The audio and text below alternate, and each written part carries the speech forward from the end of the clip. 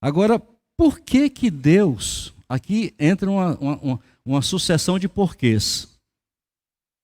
Por que Deus fala que Moisés será o seu Deus? E Arão, o profeta de Moisés.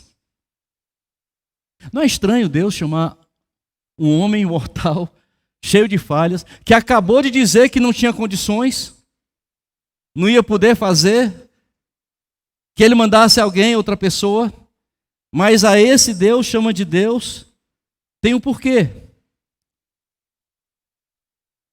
Eu acho interessante que Deus sempre usa o contexto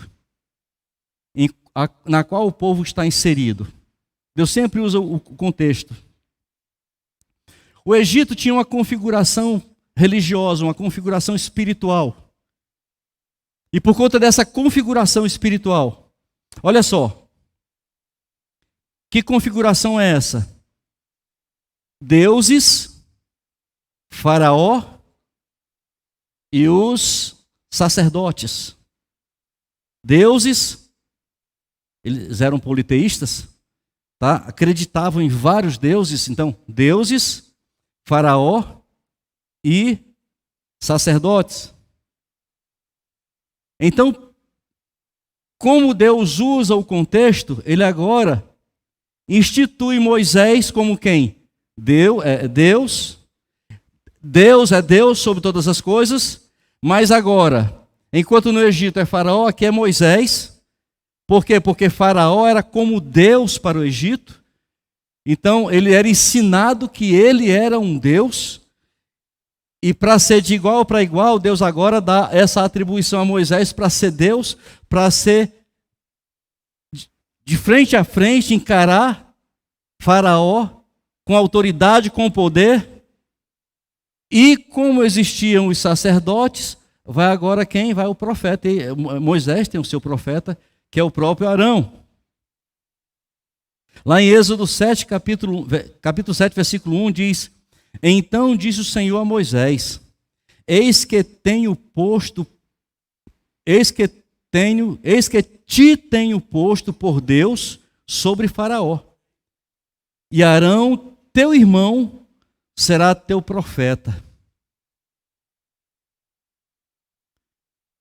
No versículo 17 do capítulo 4 de Êxodo, diz: Toma, pois, esta vara na tua mão, com que farás os sinais. Uma curiosidade aqui, de quem era a vara? Era de Moisés ou era de Arão? Uma curiosidade. Era de Arão, mas era de Moisés. Mas como, pastor? Era. Deus usou tanto Arão, a vara de Arão, como usou a vara de Moisés. Lá no capítulo 7, versículo 9 de Êxodo, quando o Faraó vos falar, dizendo: Fazei vós um milagre, dirás a quem? A Arão: Toma a tua vara e lança-a diante de Faraó, e se tornará em serpente. De quem era a vara? De Arão. Êxodo 9, 22.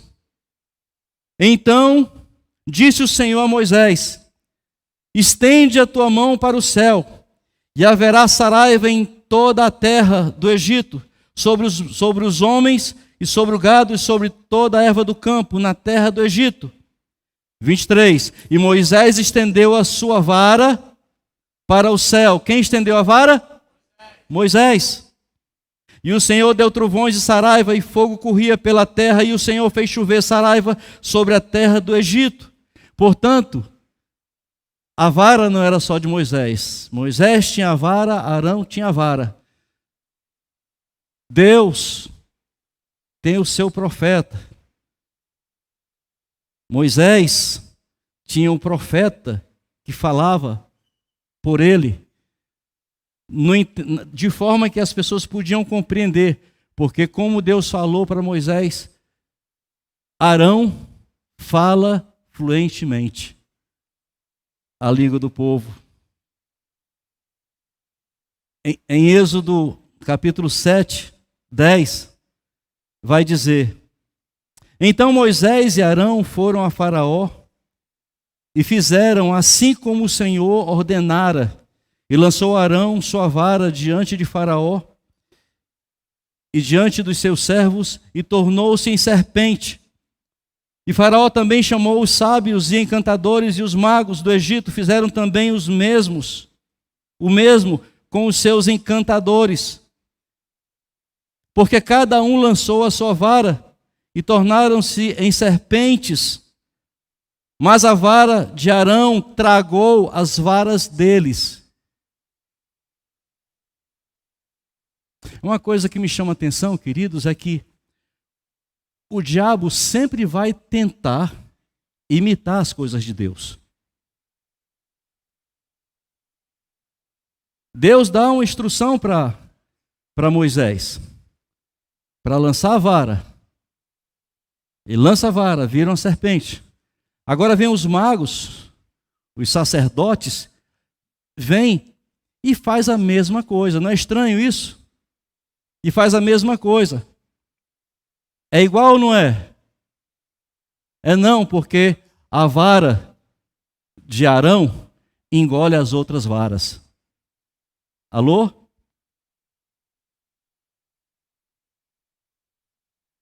Por que serpentes? A gente aprende desde Gênesis, desde o comecinho, que a serpente é uma coisa ruim, né? Serpente lembra quem? O diabo, lembra a tentação, lembra a maldição, não é assim? Mas sabe, queridos, eu falei que Deus usa o contexto do povo para fazer algo. Deus fala na linguagem do povo. Então o que acontece?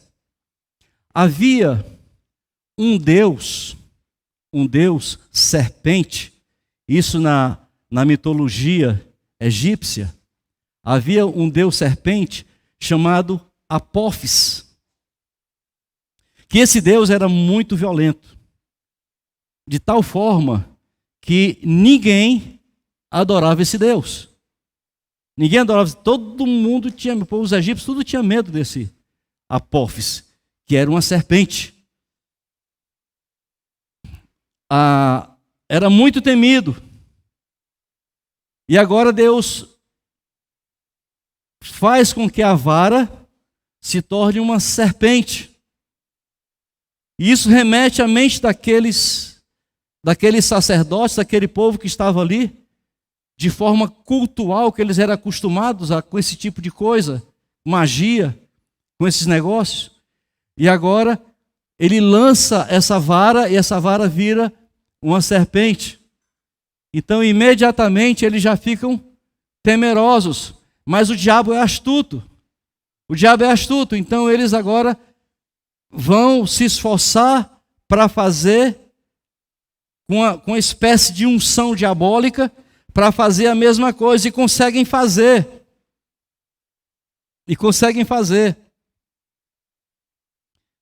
Eu aprendo que, assim, o que aparenta ser um conflito humano meramente entre Faraó e Moisés, reflete um conflito espiritual.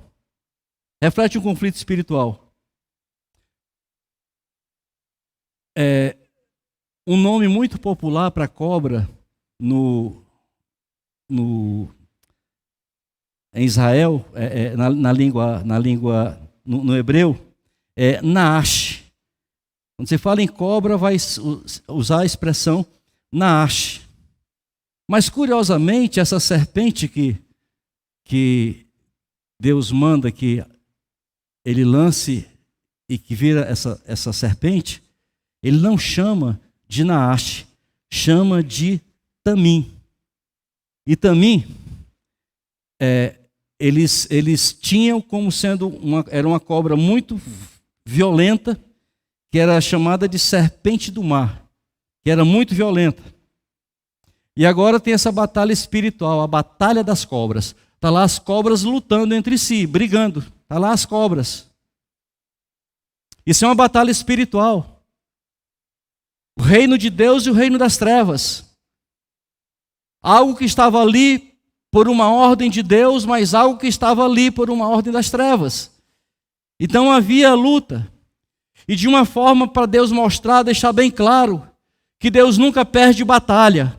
Nesse momento vem a serpente e engole as outras. Eu senti falta de um aleluia. Eu senti falta. Agora, por que a serpente de Moisés, engoliu as outras serpentes? Eu falei que nós íamos entrar na série dos porquês. Né? Na série dos porquês.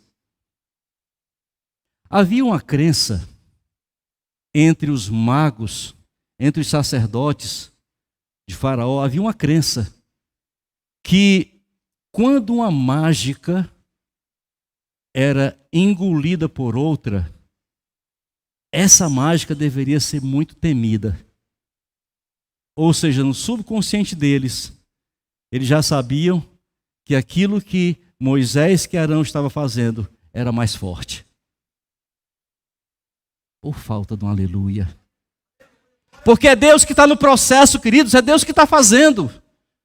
Não é apenas uma guerra de cobras, não, é o propósito de Deus que está acontecendo ali. É o povo que vai ser liberto. E ali é apenas a introdução do que iria acontecer. Por isso é uma batalha espiritual e Deus mostra desde o início quem é que manda.